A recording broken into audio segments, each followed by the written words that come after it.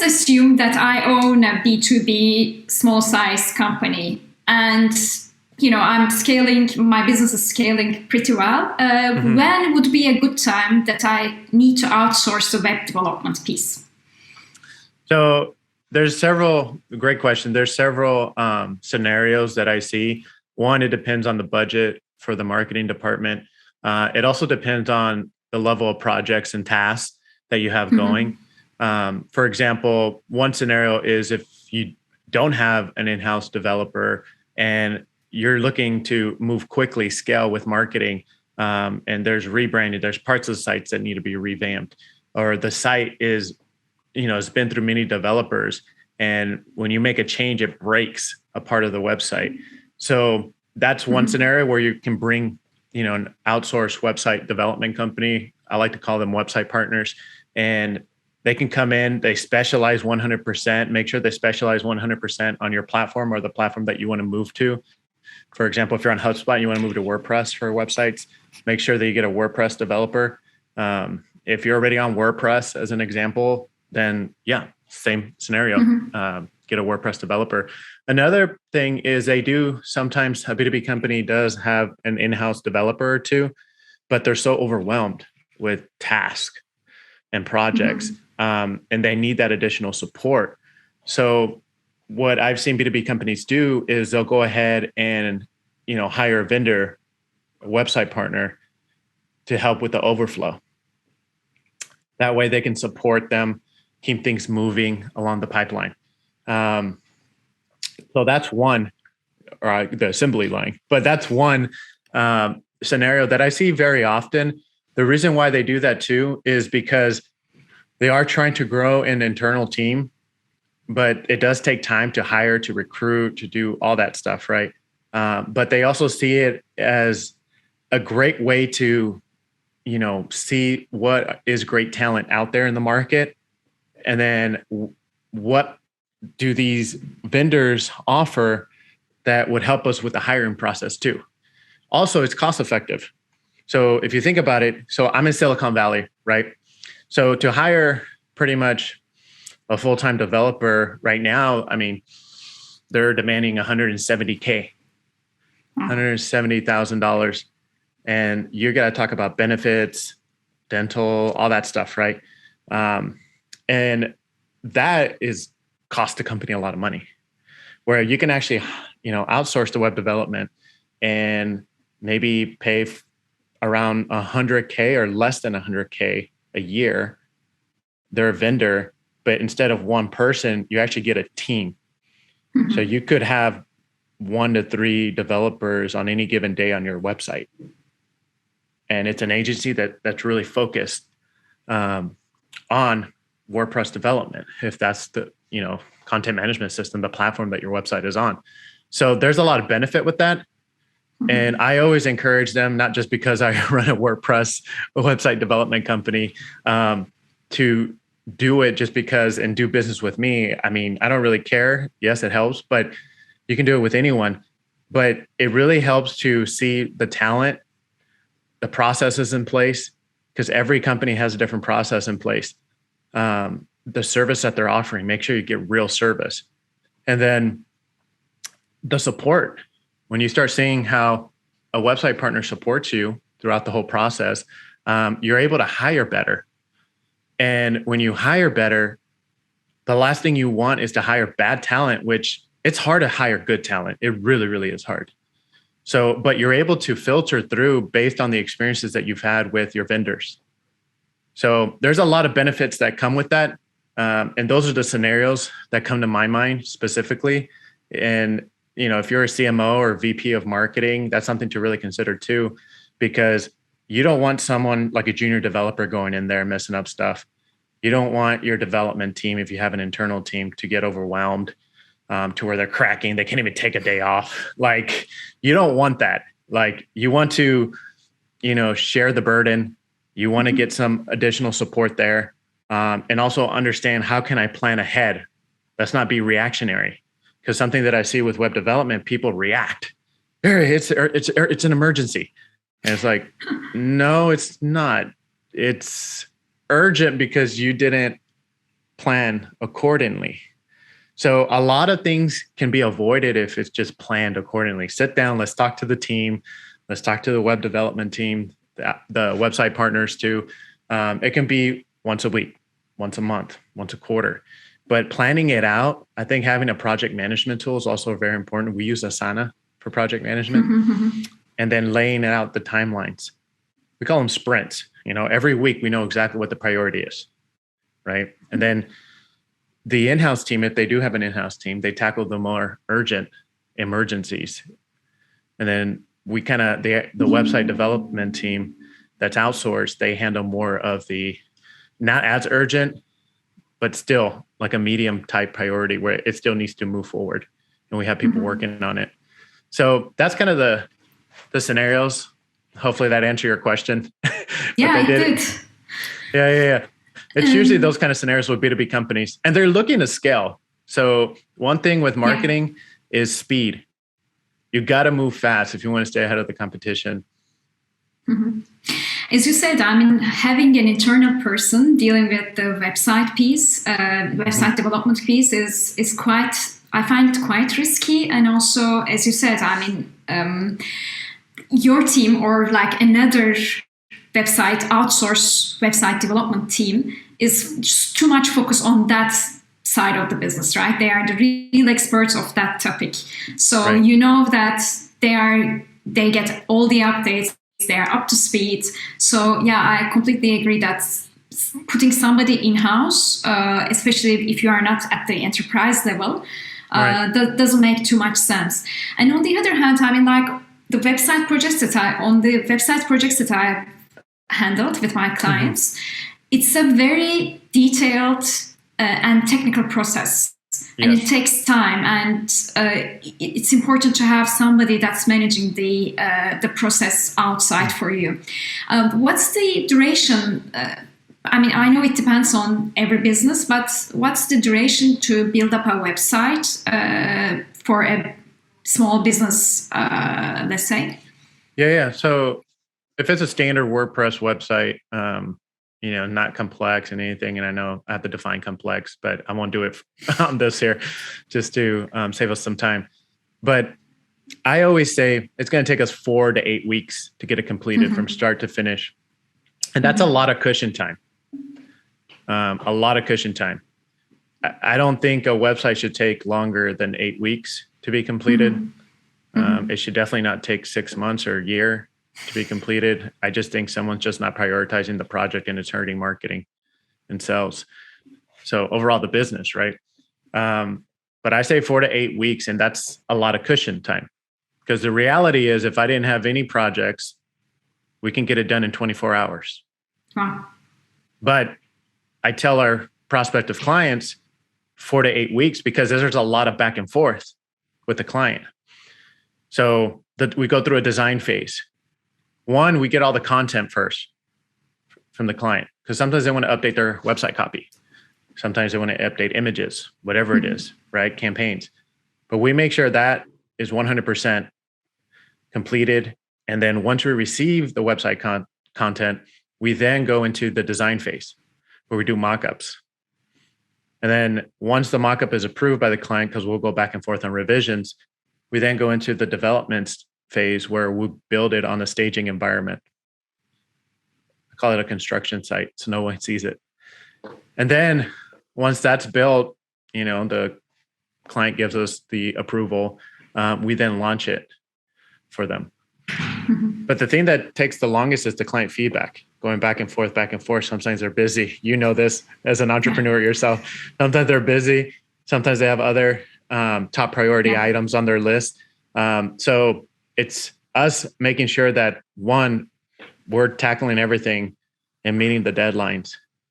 But also the understanding for the customer too is we're going to adjust the timeline accordingly if there's any delays too. We can't have the same launch date if it takes you longer. Things have to move further out. So we try to communicate that as much as possible. But I think our whole goal is to make sure, boom, boom, boom, here's the timeline ahead of time, even in our agreements. This is what's realistic. And and we can do it, but we always call it an estimated timeline of completion, just because things happen. And then sometimes the customer's feedback might take longer than expected too. But they also, if you think about it too, right? They also need to talk to their team about the feedback, right? The CEO, if they want to include the CEO. So a lot of people's feedback they have to gather, and that all takes time too. So when you deal with more of a, the B2B companies, they're kind of there's more people involved in the project, which easily can take longer. But I've seen it is doable. You could get the project done in 4 weeks, or even less if you come in prepared and you're meeting the deadlines. I've seen it happen so many times. Well, for you, how does a winning website look like? Is there like things that you can say for a winning website? For winning a website? No, like how does a winning website, like a nice, perfect website, not perfect, but good website looks like? Yeah, I think functionality, the look and feel, the design. But what's really more important is the copy. Words are very powerful. And I would take copywriting over design. Oh. So I think when you write your website copy, are you writing for your audience, or are you writing about you, your accomplishments, everything you're doing, your solutions? So it has to really resonate with your audience. A lot of companies don't really have their value prop down. They don't really have who are they really targeting. They want to do business with everyone, right? And even if they think they have it narrowed down, their audience, they still can go more narrow. And it's for various reasons why they don't want to go narrow. Could be fear, could be something else, right?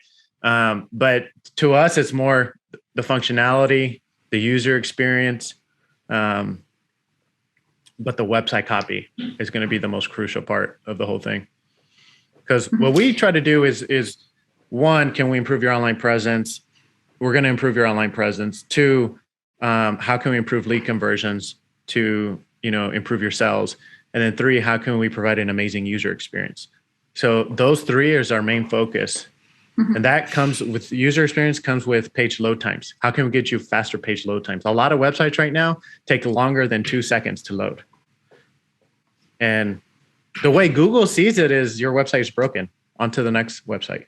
That's the way they see it when they grade websites. But honestly, if your website takes 5 seconds or longer, like that could be a deal breaker, because it depends on their, Wi-Fi connection too, right? So all that comes in place. Yeah, I come to a few weeks ago, you wrote on LinkedIn like this, I took a note. One tip that will improve your website's user experience is doing a website audit and fixing all issues. I think we come to the same point now. So for me, I like that post, by the way, a lot. I use Core Web Vitals, and I also, check the analytics, Google Analytics on the website that I have, and also I do it for my clients too. But how can we do a website audit? I mean, are there any things that you look fundamentally? Yeah, so we do. We also provide website audits ourselves. So everyone has their own definition of a website audit. If you want to just grab your URL, copy and paste it into a software so they can measure, everything, web.dev is a great website grader. It's by developers from Google. It is from Google, actually. And to me, that's better than GTmetrix. I feel like GTmetrix is pretty dated. So I would go with, if you really care about what Google thinks, then go with web.dev. I think it's web.dev/measure to measure your website. And it measures your website performance, usability, SEO, best practices, all that stuff. They have different categories. And what they do is they give you the list of recommendations. Now, if you're not a developer, you're going to look at it and be like, what is CSS? What is JavaScript? What is this? Like, it's just going to go way over your head. Like you're not going to get it. So what I recommend is getting that report, because you can generate the report into a PDF, I believe, and then send that URL or PDF to your web developer. And if you don't have one, start looking for a partner that can help you with tackling those issues, because that's what Google's looking at when it comes to measuring websites. And they're really, really focused on speed and user experience. And a lot of websites, like we're doing it with our customers, we're kind of upselling that service. It's called Web Vitals optimization. So that's what you're really measuring, is the Web Vitals, core Web Vitals, the core of your website. And that's where I would say just outsource that. So you can find someone that can actually clean it up for you to make the website faster. So we're doing that with our clients, and it's been showing some really good results when it comes to just load time, conversions, all of that. The other thing that I was going to mention too is when it comes to website audit, what we do is we don't just look at the front end, which is what the public sees. We actually get the client's credentials, and because we didn't build the site, so we log in, and what we do is expose all vulnerabilities, all issues, on unnecessary plugins. We make a list of everything, and then we provide recommendations on that. We might even find that the site was already hacked and infected with malware. Like sometimes you don't even know that. You're like, oh, it looks good on the front end, but you don't know how dirty it is on the back end and a mess, right? Wow. So we do that. There's not a lot of companies that actually are doing that. I think people should start, or companies should start incorporating that with their website audit. A lot of website audits are very focused on lead conversions, how to improve conversions and everything on the front end, which I think is important. But you also got to take care of the back end. I had a client, they were in the fashion business, so they were putting lots of images to the website because of the, they have a dress, but they have 5 pictures of the same dress, and they have like 100, 200 SKUs. And because of the images that are not optimized enough, their website was opening up really, at a long time. And they were, and I was showing them the web dev and GTmetrix data that they need to have, they need to tackle this out. And they were telling me, okay, when we check the Zara.com, it's the same. We have the same issue. So that's the reality of our business. I mean, I didn't know what to tell to them, because exactly. If I check Zara, it's the same. It's a big. Right. They're all different. Yeah. The thing with GTmetrix, this is my personal opinion, is they have a website grader measurement that says why slow. Why slow is from Yahoo. So Yahoo, in my mind, is dated, is old. But I'm assuming that Yahoo is paying a lot of money to stay with GTmetrix as a website grader. But everybody knows Google is the way to go when it comes to grading a website. So that's why I'm like, GTmetrix is so dated. I'm just going straight to the web developers at Google. Whatever they say, we're going to follow their recommendations. And we also, we practice what we preach too. So we're doing it on our website on an ongoing basis.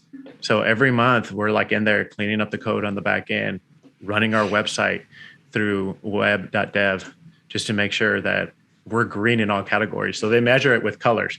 If you have a very bad performance, it's red. Yellow is it's good, but green is the best. So that's how they measure it. So we make sure that, and I try to post it on LinkedIn too. Every time we get it in the green, it's like, we're doing it.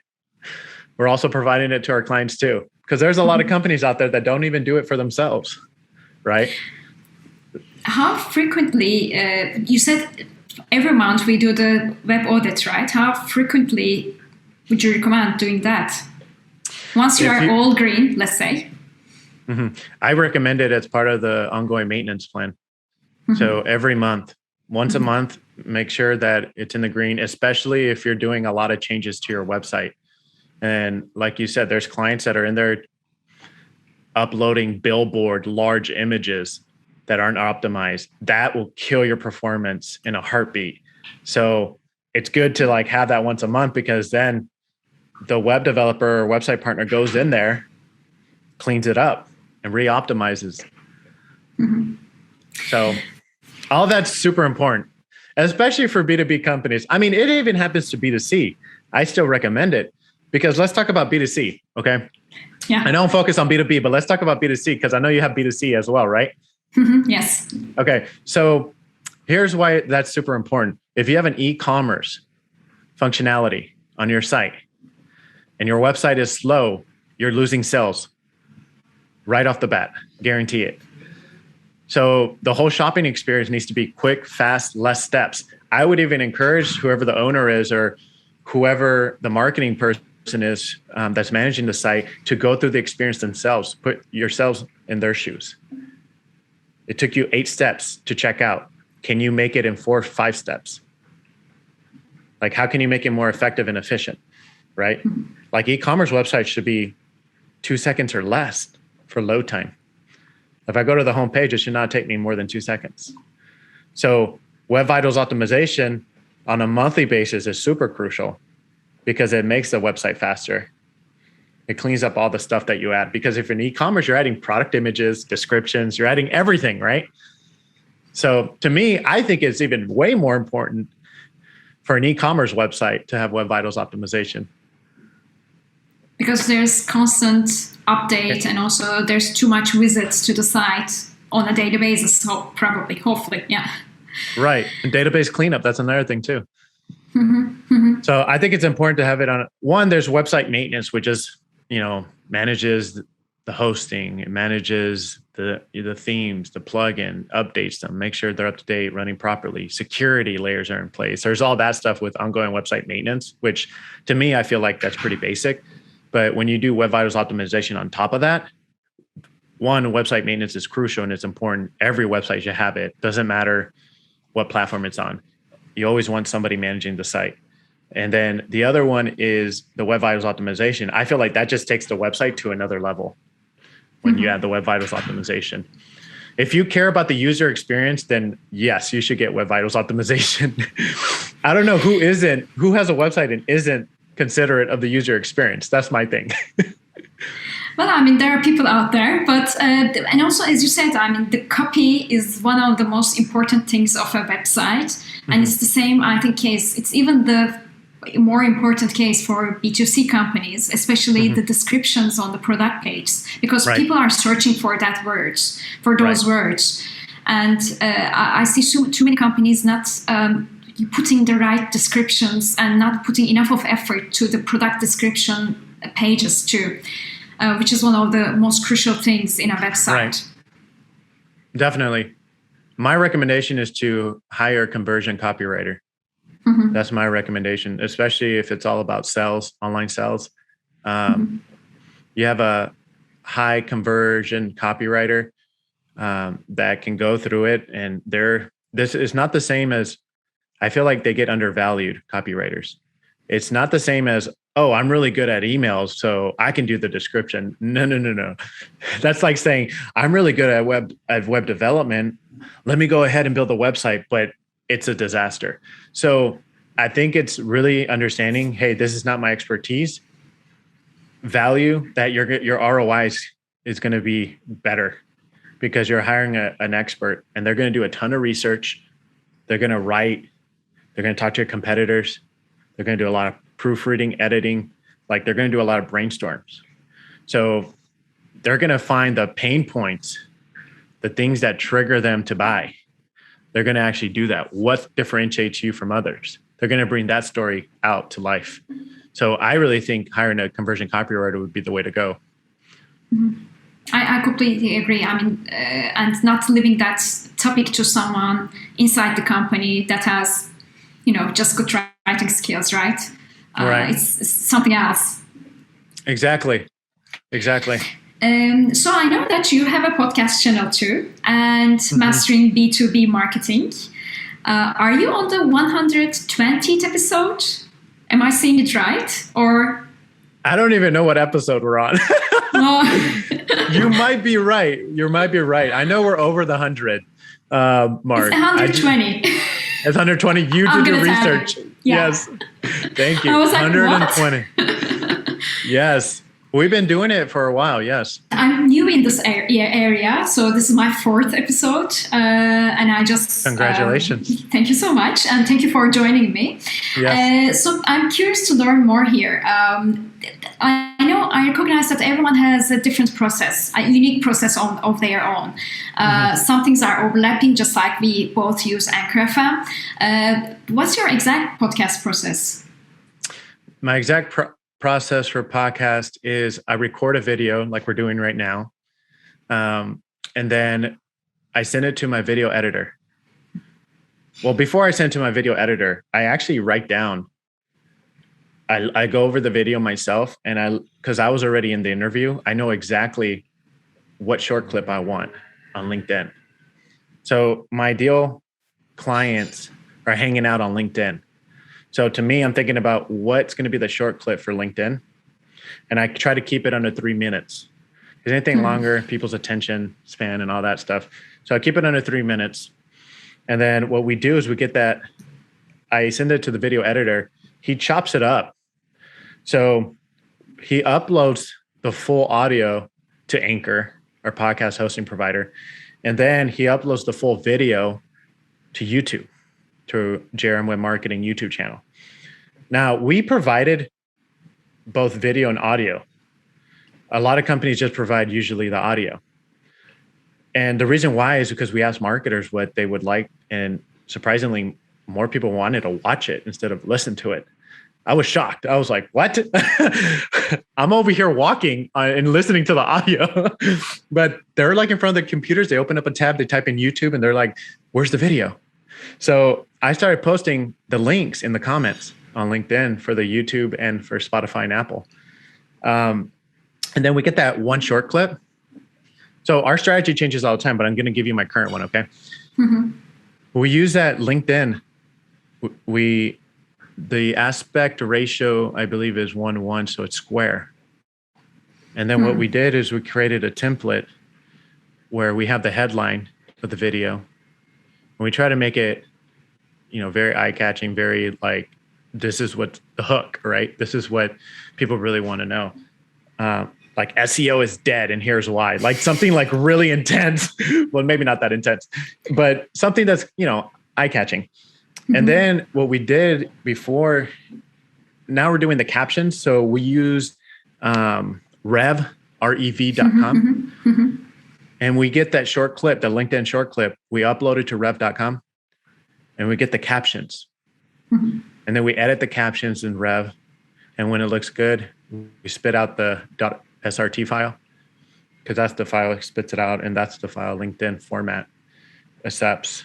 And what we do is we manually enter that, our video editor enters the captions within the video. So it shows up in blue. So you want to have a really good big font for the headline and then small captions. Why we ended up doing that is because we can control the font size, right? Sometimes if you just let LinkedIn do the captions for you, they show up really small, sometimes on mobile as well. So that's been helpful. That's for the LinkedIn. And then what I do is I write everything. Sometimes it's just transcript. Sometimes it's not, but I just write down all the insights, my takeaways, everything. I'm like a reporter.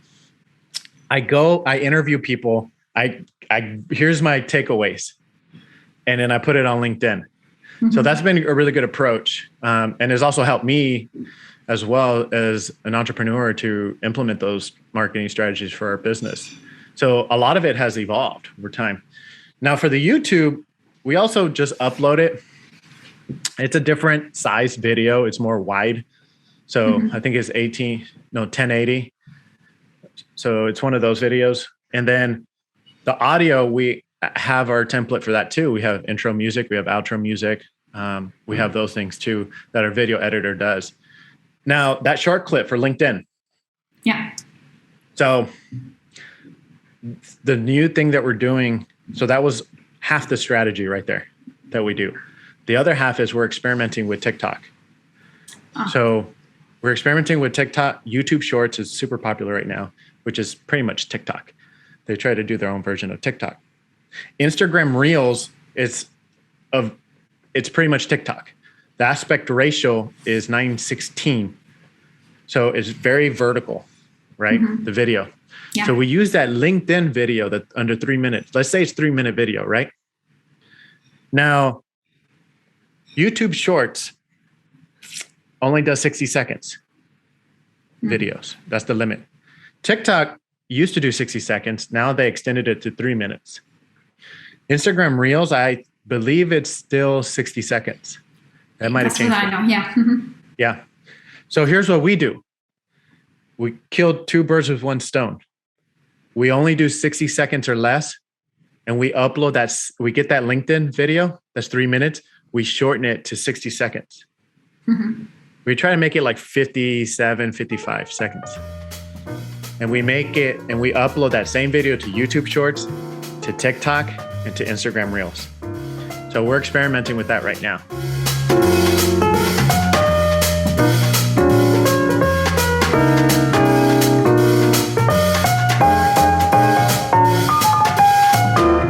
I don't really focus on podcast analytics. I mean, obviously, I didn't even know how many episodes we had going, right? So I don't really focus on podcast analytics. I think if you focus on the podcast analytics, I think you're going to quit.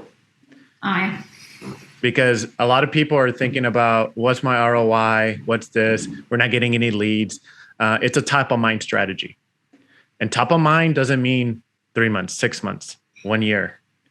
It could be longer.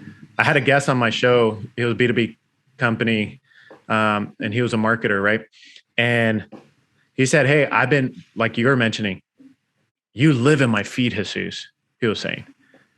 He's like, I feel like I know you. Like, this is crazy. We finally get to meet and everything like that, right? And he said, I've been following your content, and it's valuable content I implemented for, our company for 12 months. And we're doing 2022 marketing planning, and I have your name down for a website redesign. And I said, hold on, I want to use this as a real example.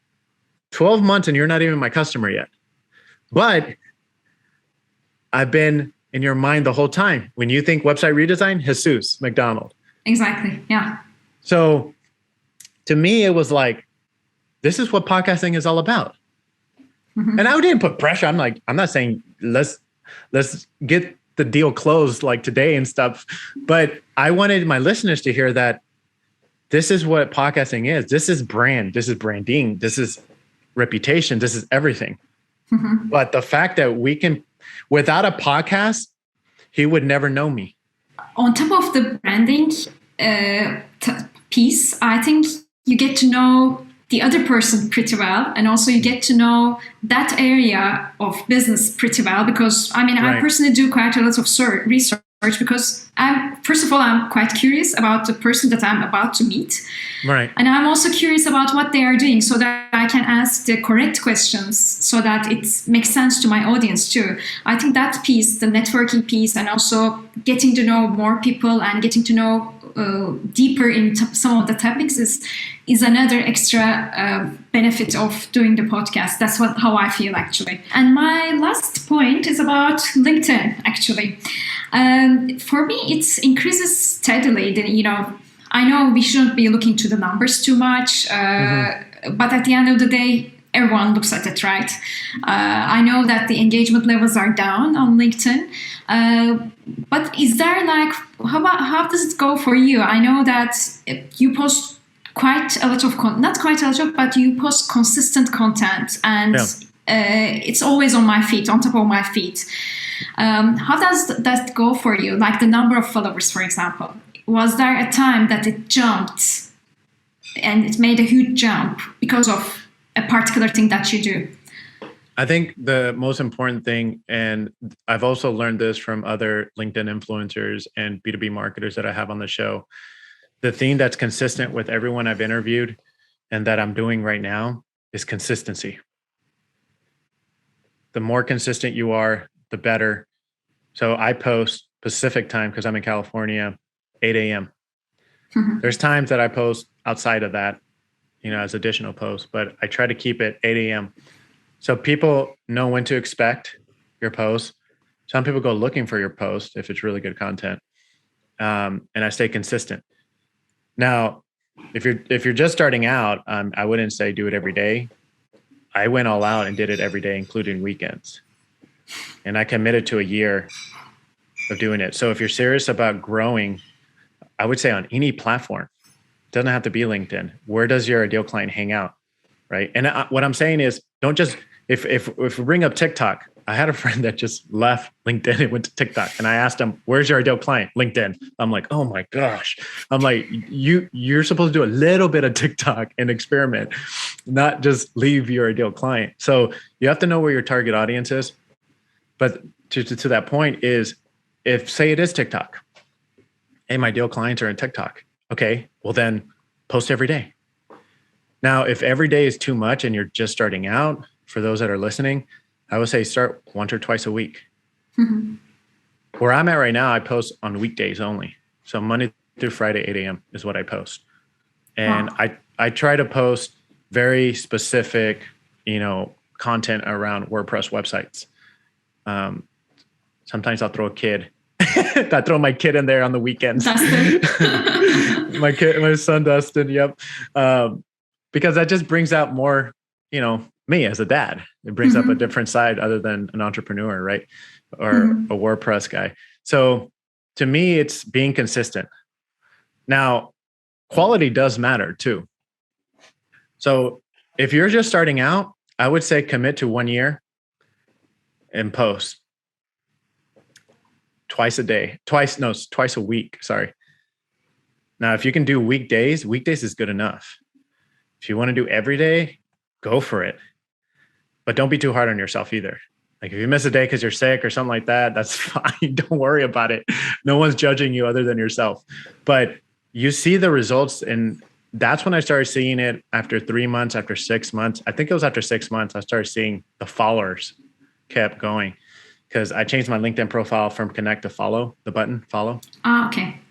So they just would click follow. When you like my post, someone in your network was following me too.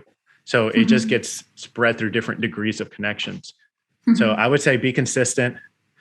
I would also say second to that is have a really solid content strategy. It doesn't take like 6 months to create it, or you don't have to plan 6 months in advance or 3 months in advance. I would say just do it for the week, because things change in technology.